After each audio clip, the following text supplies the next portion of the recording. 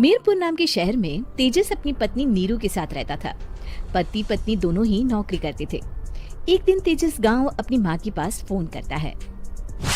Hello, प्रणाम माँ। जीते रहो माँ, तुम दादी बनने वाली हो। अरे वाह, ठीक है बेटा, मैं कल ही आती हूँ। जब माँ जी शहर पहुंची तो बेटे बहू ने बहुत अच्छे से स्वागत किया। लीजिए माँ जी चाय। अरे गर्मा गर्म पकोड़े ले आओ माँ के लिए। नीरू रसोई में गई और 2 मिनट में ही पकोड़े ले आई। जी ये लीजिए। बहू जादू से बनाए हैं क्या? अभी तो रसोई में गई थी। यम्मी। माँ जी, शीला रसोई में पकोड़े तल रही है, मैं बस लेकर आई। हे भगवान, मेरा धर्म भ्रष्ट कर दिया तूने। अब तो गंगा जल से शुद्धिकरण करना होगा। दूसरे दिन, माँ जी मैंने नाश्ता बना दिया है, ऑफिस जा रही हूँ। पर अभी तो घर का सारा काम पड़ा है। शीला आती ही होगी, झाड़ू पोछा बर्तन कपड़े वो सब कर लेगी। हमारे जमाने में घर का सारा काम हम ही करते थे। जी माँ जी, आप बहुत होशियार हैं, मैं घर ऑफिस दोनों नहीं संभाल पाती। तो जरूरत क्या है घर से बाहर जाकर चाकरी करने की? वैसे भी घर का काम खुद करने से घर में बरकत आती है, समझी? पर माँ जी। पर वर कुछ नहीं, इस महीने की पगार मिले फिर ऑफिस बंद। हाँ।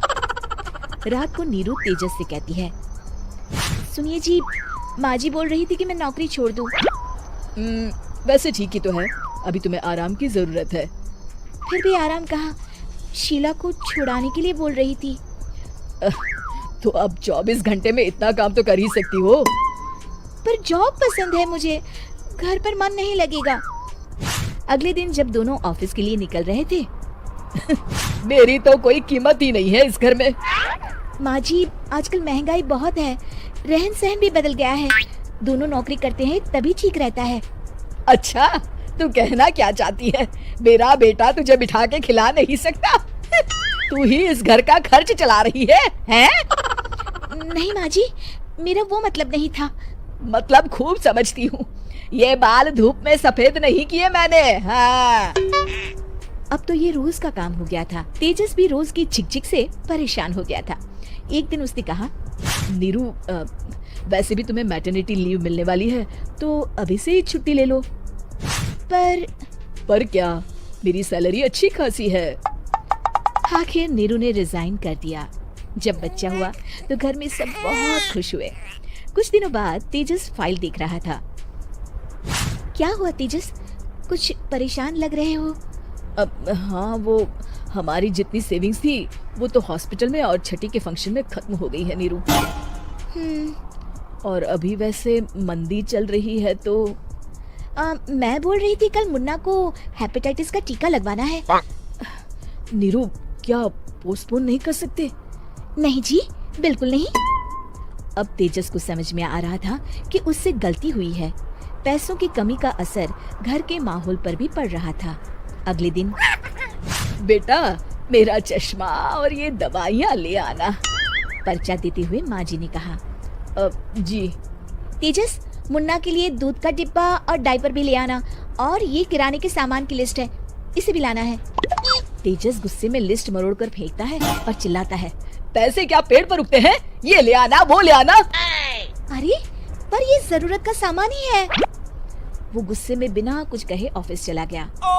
अरे लंच तो ले जाइए। नीरू दौड़ कर डिब्बा पकड़ाती है। एक दिन खाना खाने के बाद, नीरू, अब तो मुन्ना कुछ बड़ा हो गया, तो अब तुम वापस ज्वाइन कर लो ना जॉब।